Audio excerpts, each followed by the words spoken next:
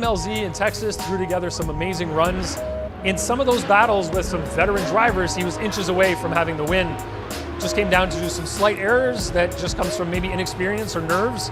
But the beginning of the season to here at Irwindale, it's been a massive change in his driving skill, his confidence, and his abilities to throw the car into very dangerous circumstances like outside zone 2. I watched him in practice earlier. He looked amazing. So he's got an opportunity here to do really well this weekend.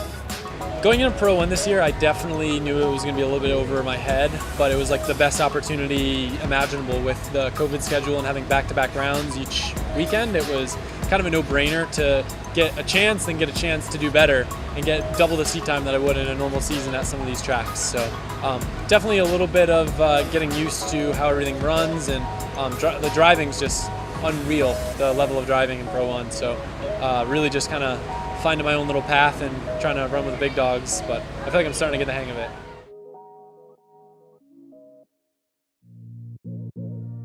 You know, for being as popular as Adam is, he's actually a very humble, shy guy.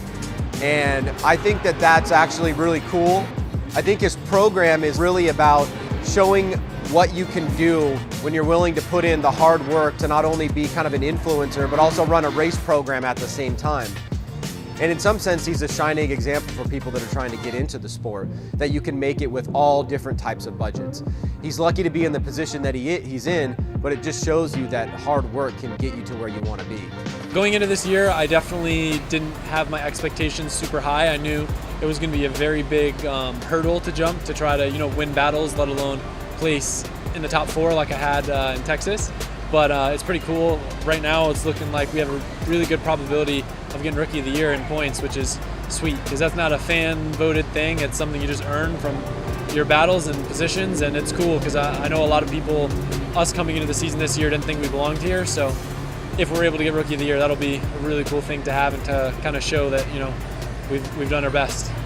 In Texas, I feel like I get special power when I'm doing drift events. Like once I win one battle, like my star points go up, and then once I win another one, they go up more. And then I like finally get in the zone because I'm so used to having a dozen laps at a track to get comfortable. Where FD you might get 6 laps in practice, then you got to go battle. So I usually feel a little bit all over the place. But once my special meter starts filling up, then like I'm just like, all right, we're just drifting and doing battles with people.